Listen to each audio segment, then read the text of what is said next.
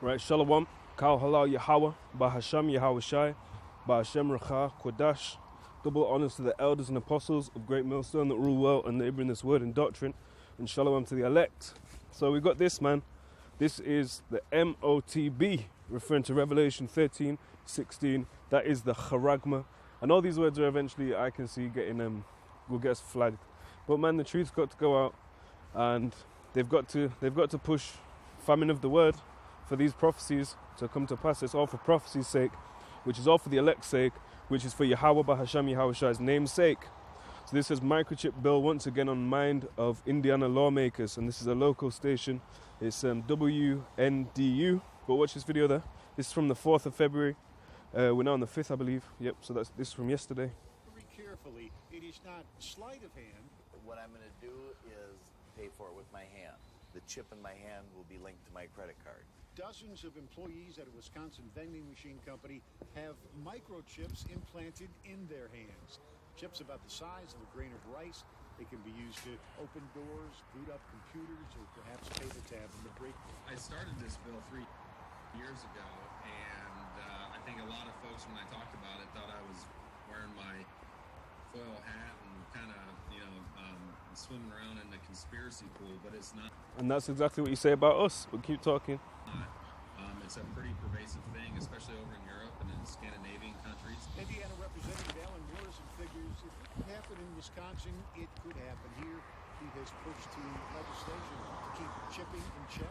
It has the ability to track locations of people and everything from your heart rate and your blood pressure, and it can be some pretty personal, invasive information. The Indiana law doesn't say a company can't chip workers. It just says a refusal to get chipped can't be a reason for being fired or not hired. But if an employee says, well, I don't feel comfortable with that, I don't want my employer mandating that I have to have a foreign body inserted into my body, that they cannot release that employee because of that. Nor can they offer higher pay or better benefits to those who agree to chip. The Southland Regional Chamber of Commerce knows of more local companies that are interested in chipping. Reporting live in Studio B, Mark Peterson, 16 News Now. And there you are. So they have to play that. They have to play that angle. That we're not going to do this. We're not going to invade your privacy. You can. It's your body, your choice. It's your body, your choice. Thelema, all of that, because he has to speak. He has to have 2 horns like a lamb, but yet speak as a dragon. He's still speaking as a dragon, though he humbleth himself and go crouching.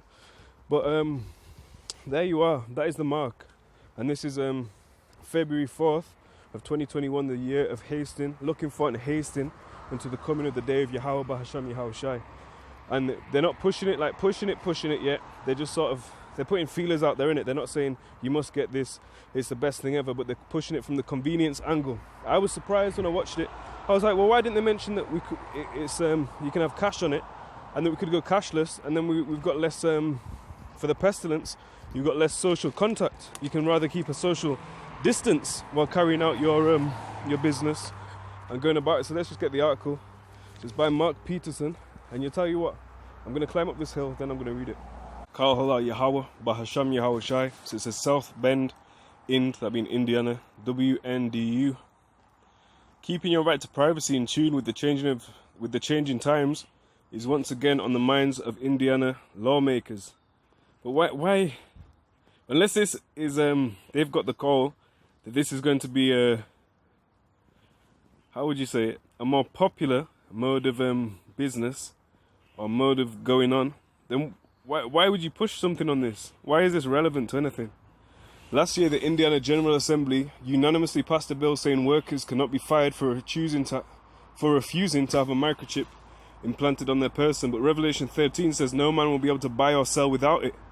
So that's just for the time. This year, lawmakers are working on a bill that would prevent state and local governments from requiring chips. Not potato chips, microchips, implantable microchips. That's why you have my man Little Uzi Vert. He's talking about a surgical implanted diamond, and some other guy that got it for $200. I'm not sure who he is. I don't mean any disrespect. But obviously you can have respect of person. $250,000 on an implant or whatever. He was like, I got it surgically implanted. So the elder Manata Zakbar was bringing it out from South Carolina, was bringing it out to say they're getting people accustomed with implants, surgically implanting things. All right, and this is exactly what's happening. So they're talking as a dragon, they're talking as they're going crouching, as I already made reference to. But ultimately, we know what it's going to culminate in, because this is the mark. This is the mark. A Wisconsin vending machine company named 3 Square Market is believed to be the first in the nation to implant microchips into employees. One chip is about the size of a grain of rice, and it's injected into the hand. They can be used to open doors, boot up computers, and make vending machine payments. So yes, Bishop Nathaniel, it can make payments. As you mocked with, like you're gonna take a dog and go buy some lamb. Well, now it's very evident. The evidence is overwhelming. All right, and you can read this. You can go and find this. As I already said, it's on the WNDU, but I've not got a lot of time, so let's just hit the script. Revelation 13 and 11, and I beheld another beast coming up out of the earth. And he had 2 horns like a lamb, that being the Republicans and the Democrats. And he spake as a dragon, he spake as a dracon, even with draconian measures. And we'll just skip down for time purposes. We've gone into this. If you need full edification upon this, let's actually close that. If you need full edification on this, then go look up GMS, Mark of the Beast, GMS, Number of the Beast. I recently did one called Therefore Rejoice, and sort of went into the name of the beast, or the number of his name. And we don't go into that too often, but that it just reveals even more so what charagma is, and that it is an idol, as it talks about a graven work of Acts 17 and 29. And it's graven itself is made into an idol, and it's also cut into you. So you can say, well, it's a charagma, man. Either way, it's an incision, it is a cutting. It said 16, and he causeth all, both small and great, rich and poor, free and bond, to receive a mark in their right hand or in their foreheads, that no man might buy or sell, save he that had the mark, or the name of the beast, or the number of his name. Alright, it says, here is wisdom, let him that hath understanding count the number of the beast, for it is the number of a man, and his number is 603 and that's Xi, Chi, Stigma, and all of them, they link back to an implantable microchip, if you've got the spirit to discern that. Okay, and the mark, the number, the mark, the name of the beast, the number of his name are all the same thing. It is the RFID microchip. When we're talking about the image of the beast, then that's talking about his philosophies and his system. So the mark itself is not sin. The mark is a sin, but the mark itself is not sin as a blanket statement.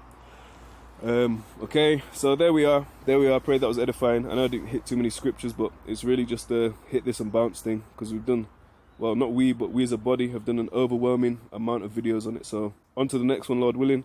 All praises to Yahawah, bahasham, Yahawashi.